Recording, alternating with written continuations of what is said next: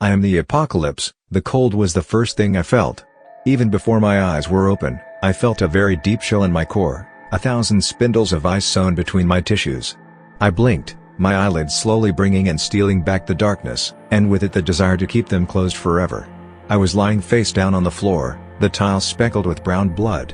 I moved my arms to push myself up, but my muscles were stiff, almost too stiff to bend without breaking. I feebly pushed myself up, forcing weight upon deadened legs. I began to wonder why I felt the way I did. I wasn't sure how long I'd been lying there. There was the most peculiar feeling in my stomach, a sort of dissolution. Perhaps I had ingested something that knocked me out? Wait, where was I? I looked around the room I was in. It was a kitchen, mostly everything in order except for the few traces of a hurried exit. The back door was open, barely bolted to the top hinge. Cabinet doors were left open, and it seemed only the food readily edible was taken. A knife set was knocked over, with a few blades missing. There was blood splattered on the floor, in which I was laying. I could see a putrid stream of it running down my shirt, but after a quick search I couldn't find, nor feel, any wound. Each window I saw had the blinds drawn, and the lights turned off, as if the house's occupants were hiding. I went into the living room, barely bending my brittle knees into an awkward walk. It was dark, but I could see the outlines of furniture well enough. There was nothing out of the ordinary, except that the front door had been barricaded with a desk. There was a bedroom towards my right, the door closed, and then a hallway near the front door. The entire house was dark, and empty. Except for me. Where was I? Whose house was this? And then I realized I didn't know who I was. I thought and thought upon it, trying to bring up some memory of a name, a friend, an activity, my face. I didn't even have a vague image of my own face, and the feeling of facelessness was eerily disconcerting. Trying to access my convoluted memory banks, I realized I couldn't remember anything other than the cold of waking up on that kitchen floor. I slowly became more and more sure that I had been poisoned, or perhaps had an allergic reaction. What makes one amnesic and unconscious? It had to be some sort of chemical. What if I lived alone? I checked for a wallet in my pocket, but found none.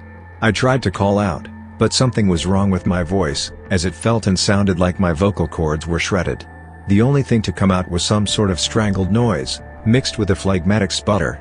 I spat out a gob of blackish red blood caught in my throat. I couldn't taste it, but it looked disgusting on whoever owned the couch in front of me. Since no one had responded to my vocalization, I decided to leave. Going to the front door, I pulled the heavy desk aside. It was difficult, not because of the weight, but because of my limbs. My arms felt encumbered by hundreds of pounds, and the rest of my body had been struck by some sort of torpor, like it was being pulled towards a supermassive black hole in the opposite direction. I tried escaping too. Trying to grip the hulking piece of furniture was difficult as my fingers wouldn't cooperate, but the desk gave way easily, more easily than I thought it would. I'm not sure how long I spent trying to open the door. Time seemed different. I couldn't tell how long a moment was, as I was completely grounded in the present. Trying to recall waking up in the kitchen was slowly becoming more difficult. After what could have been hours of failing, I orchestrated all of my fingers together into a twisting motion and opened the door. The difficulty of something seemingly simple perplexed me, but I lost interest and soon forgot about it. I had heard of concoctions that paralyze, but were there some that caused memory loss as well? I knew of the Haitian zombies that forgot themselves entirely and served whatever voice they heard after they resurrected, but there was no voice to command me. My experience wasn't quite as dramatic, but someone's blood was in that kitchen. Maybe I survived an assassination? I had been subdued on purpose, and I could still feel the results in my rigid muscles. But if amnesia was an intended side effect, what would someone stand to gain from it? I walked out the door, into a suburban neighborhood, trying to figure this conundrum out. The sky was overcast and gray, a constant threat of some sort of foulness to rain from the heavens. The wind was strong, blowing various trash and debris down the street. I could see black smoke on the horizon, rising up to coalesce with the dark clouds. Step by step, I moved the desiccated feeling body I was in down the driveway. I didn't see a single person, just the signs of an exodus. Front doors were broken down or left open, windows smashed, burnouts from tires throughout the street, and the strange feeling of not being alone. I could sense someone was around, I could hear their heartbeat, I could feel their warmth. I needed to find them, I needed to know what was going on. Someone would help me, I was sure. A toothache saliva began to form in my mouth, a very foreign saliva. I spit, a purple slime tinged with red hitting the ground, along with something white. The purging of a toxin? I began to walk. I made horrible progress, walking down the street on a pair of dead legs. I didn't mind it, I was lost in a sort of mindlessness, not discontent to just be wandering. The whole time, the possibility of other people probed my brain, insisting I find them. Walking down a street through the eternal maze of neighborhood, I came across a dog. A big Doberman. At first, he caught my attention in an interested way. I looked at him, enthralled. But then he caught a glimpse of me, and started barking. The barking became louder and louder, and I began to grow irritated. The way the dog stared at me, fangs bared, caused my reservedness to subside. I could feel the fury cauterizing my body, crawling up my spine, making my hands shake. This animal was challenging me. My prey. I strode over to him, oblivious to the deep growling. The dog readied himself to pounce, and the thought of this pathetic thing posing a challenge was amusing. He jumped forward, biting into my calf, hard enough to cause a crunch to sound. But I was so full of rage, so full of hatred that my whole body was numb. I threw myself upon the dog, wrapping my hands around his neck tightly. I slowly began twisting my iron grip with as much power as I could muster, and nothing in the world would stop me from breaking his neck. He managed to whimper in such a saddening manner that if I could feel sorrow, it would have hurt me inside. So I made it excruciating for the dog, finally breaking his neck after his head was twisted 180 degrees. Then I picked his corpse up, slammed it into the street, and started punching at his ribcage, grinding his flesh and innards against the cement with my fists, until just the head and hind legs remained intact, connected together by a spine and fermented with the dog's bloody remains. When I was done, I asked myself what I had just done. I now felt nothing. I was calm, I was collected. My mind analyzed the situation and it deduced my anger as a fair reaction, though I had a subconscious feeling that what I had just done was sickeningly wrong. What if I had brain damage? I had heard a story of how a man had brain damage in a specific area, which caused him to fly into a blind fury at the smallest slight. What if it happened to me? Enough oxygen deprivation can cause both brain damage and unconsciousness. Was I even mentally fit to be a human being anymore? I needed to find someone quickly. I continued on, eventually reaching the end of the neighborhood. 2 cars were crashed into each other, and I walked up to them. One was empty, while the driver of the other car was resting his head on the steering wheel. I walked over, opening the door and lifting his head up by the hair. His forehead was caved in, pieces of skull broken off in his brain. He didn't smell particularly good, so I picked him up and threw him into the street. I sat in the car, looking at it. I was sure I'd driven cars many times before, but as I sat in that seat, I couldn't figure out what I was supposed to do. I grabbed the wheel, turned it. Nothing happened. There were a ton of buttons next to the wheel, and I began pressing them. One of them made a terrible noise come on, and after forgetting which one it was, I left. I was on a main street. There were cars parked in the lots out front of derelict shopping centers, the occasional sign of violence streaked upon the pavement or wall in a bloody fashion. The lights of miscellaneous shops were still on, though I could see no one inside. Automated traffic lights went through their cycles, unaware that they did nothing to serve the people who weren't there. The place was a ghost town, void of anything that might be alive. Then I saw someone. I was in front of a grocery store, the entrance destroyed by a flipped car. The person I saw appeared to be a man. He limped, and it seemed like every time he put weight on his right leg it would almost snap out underneath him. He was making his way into the apartment complex from the other side of the street. I tried yelling out to him, but all I could make was a groan. He continued onto the complex grounds, and I decided to follow him. When I passed the surrounding fence, I saw a group of people running up a flight of stairs into an apartment. One of them was holding a gun towards the man trying to follow, who seemed to beseech something of them by holding his arms out. From the look of it, he needed medical aid. And then they shot him.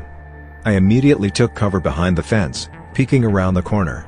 The last person to go in was a woman, who made the strangest feeling rise in my chest. I took a look at her as she stared at the corpse of the man her friend had just shot. However, she couldn't see me, and went inside. There was something peculiar about her. She contorted my chapped lips into a goofy semi-grin. I had a feeling like I knew her, like I needed to know her again. Perhaps she could help me sort this whole mess out, maybe I could find out who I once was. But I wasn't going to be able to approach them if they were just shooting random people. I made my way towards the grocery store. My muscles began to grow flexible, and I could move a bit more smoothly now, though the calf the dog had bitten wasn't as strong as my uninjured one. I began to hope that whatever chemical was in my system was starting to wear off, and that there might not be permanent effects after all. I walked through the parking lot. The place was abandoned, though it didn't seem voluntarily. Some of the car doors were open, some were painted red. One trunk was open, half filled with groceries, and a carton of eggs smashed upon the concrete next to it. Dozens of carts were left astray. The car that had rolled over had smashed the glass doors leading into the grocery store. It appeared the car was resting upon a few people, their blood and organs forced out of their bodies all over the cement. The wind blew. It was cold. I got to the dumpster behind the store, and opened it up. I grabbed a piece of cardboard, and underneath was a small child, face gnawed until it was unrecognizable. I could see the bone of the nose, though the cartilage was gone. There was an ear spat out next to his head. The lips were eaten in a particularly vicious way, exposing smashed-in teeth and purple gums. The eyes had been slurped out, leaving this 8-year-old child staring into the sky with a lifeless gaze. The skull was smashed in and the brain was served at 98.6 degrees Fahrenheit. The body had pieces picked off of it in varying degrees, in some places to the muscle, in others to the bone. This was the work of something wild, something extremely voracious. The child was small enough to be an easy meal for a pack of starving dogs. There was even a news report about cases like this a few months ago. Wasn't there? Or did it seem like something that would be on the news? Regardless, I reached my hand into the emptied stomach, digging up past the remains in search of wet blood. After getting some, I wrote "I'm not an enemy, don't attack" on the cardboard. The body gave off a foul stench, and it wasn't the sight so much as it was the scent that deterred me. It wasn't decomposition, but there was something definitely wrong with the corpse. So I left, utterly forgetting the small child. I arrived back at the opening of the apartment complex. The door the group had entered was shut tight. I waited, not sure how long it was, but completely content with passing the time doing nothing. Then I thought it would be better to see them coming before they could see me. So I took my sign and went to the cemetery across the street from the apartments, where I would be able to properly observe them. Night came. Everything was quiet. Not a single car passed. No one walked along the sidewalk.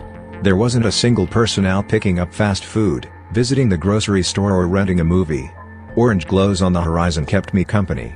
Anything that a human being might once do was never to be done again. I lay there, silently, watching, alone in a yard full of corpses. I had the same sensation I had in the neighborhood I woke up in, that there were people around. I knew I could feel the ones in that apartment. So I waited for them. The only uncomfortable part was the cold. I couldn't get warm at all. I wished my body would metabolize whatever was in me. I just wanted to feel all right again. I was slowly beginning to forget what exactly I needed metabolized from my body. Was it something bad? It couldn't be, as I felt perfectly fine. I had the vague feeling that I should wait for the people who went into the house, that maybe that woman I saw could tell me what I needed out of my system. I spent the night next to the grave of Chris Redfield. Then day came. It seemed slow, but I couldn't be sure. My mind was only conjuring up blanks when I tried accessing the last few hours' images. The clouds stayed, like a dark harbinger hiding whatever might be bright, whatever was left that could be warm, if there was anything that could make me warm again. Finally, I saw them come out. A few, including the woman. I made as much haste as I could, holding up my sign, until I caught one of their eyes. It was a man, thin, gaunt, bones quite prominent, like an undead skeleton. He had a handgun, and as soon as I came into his vision he pulled it up, aiming it at me, yelling out a warning. The other two looked at me, and the woman I had seen gasped. I got a better look at her. She was beautiful, even angelic. Blonde hair, of a very light color. Green eyes, the color I imagine Mother Nature herself might have. I could see an aura around her, of a bright white. I saw it shoot towards me, and I was instantly soothed. My leg felt all right, my spirit was healed, my being rejuvenated. I loved her, and I'm sure I loved her even more back before, when I knew who I was.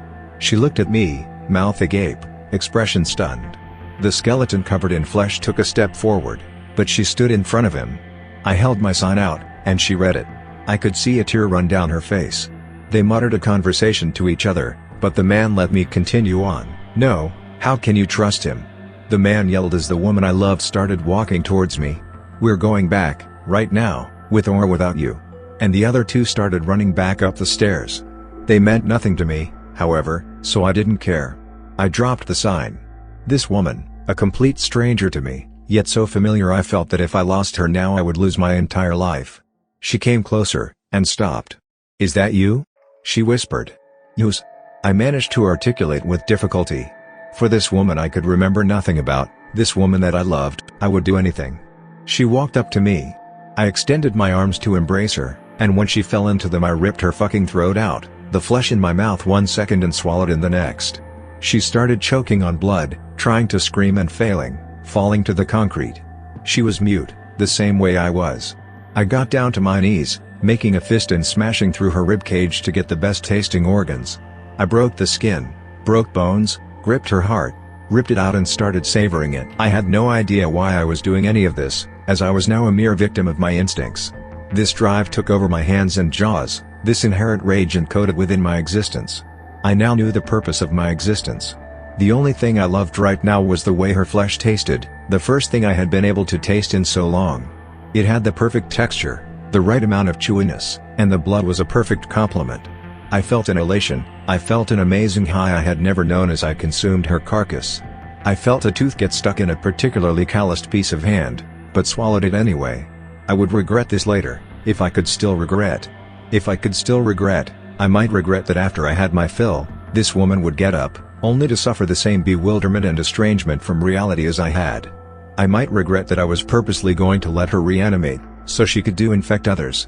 I might regret the deaths of the others she would eat. I might regret letting the corpses of children be thrown into dumpsters after her victims did their part to spread this disease. If I could still regret. If I even cared to regret. I might regret succumbing to the results of my twist of fate.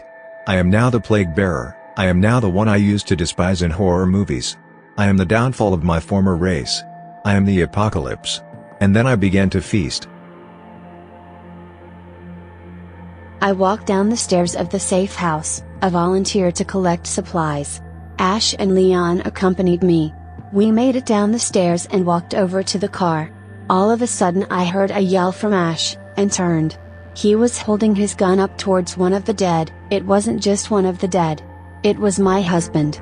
The tumultuous storm of negative emotions I'd experienced these last 2 days had just ended. Ever since the genetic switch within humanity's junk DNA was pulled magnetically, there was no place more like hell than home. Each one of us was now another's apocalypse. One by one, countries fell. The northern hemisphere was hit, then America, then our state. It was one swift sweep, like God waving his hand across the world to clean up a mess he had let grow too big. I knew it was the end. The beginning of that end started when one of the undead broke into our home and bit my husband in the back of the neck. Life became meaningless. Until this moment. Now he was back. Back from the dead, not completely, but close enough. My reason to stay alive was resurrected in the form of this corpse in front of me. I could see past the glaze in his eyes that he could remember me, that he had been searching for me. He stared at me, the way he used to stare before he would tell me he loved me. Ash stepped forward, and I quickly stepped in front of him. I read the sign my husband had made, painted in some sort of red, which said, I am an enemy. Don't attack. His spelling was never very good anyways, but this meant that he was still cognitively functioning. And even though he was a shambling corpse with a shin bone piercing through his calf, I still loved him. I tried to stop myself from crying. What are you doing? Ash asked. That's my husband, I told him. That's not your husband, he's a corpse, a zombie hungering for your flesh. He probably walked in from the same cemetery as the other cadaver. I'm going to talk to him. No, how can you trust him? But I had already started walking towards my husband.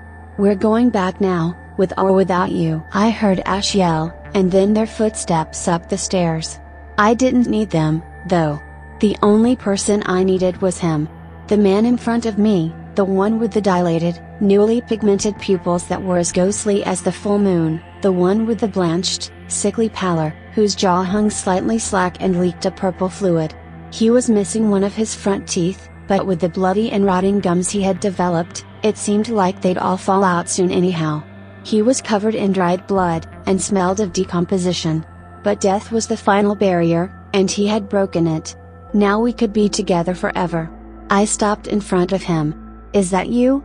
I asked. Yes, he rasped, like his vocal cords had been cut with a scalpel and then sewn back in by a high school special ed student with a cleft hand. I walked up, he opened his arms, and he embraced me, The cold was the first thing I felt. Such an overwhelming cold. I opened my eyes with difficulty. I was staring up at the sky. Massive clouds, dark and menacing, were sailing through the firmament. Lamps lit the area I was in with an orange glow, creating an eerie otherworldly sensation, as if I were in some reality that never existed until this moment. With as much strength as I could muster, I tried moving. My muscles were stiff, and bending them was almost impossible. I finally got up. I took a look around. I was in the parking lot of what looked like an apartment complex. Where was this? Where was I? Wait a second. Who was I? I began to try and recall something, anything from my memory. Nothing came up. I tried calling out, but the only noise I made was a strange gurgling, as if my throat were full of liquid. Then I looked down. There was a corpse next to me, lying face up. I had the strangest feeling that this man was important, that I had known him. He was missing a tooth, covered in blood, and obviously killed by a bullet to the head. He gave me a very peculiar feeling, and anyone who could feel sorrow would have been saddened by this man's condition. So I started walking away. I had an instinctive feeling that there were people nearby, though where, I wasn't sure. But I needed to find people. They would help me, I was sure.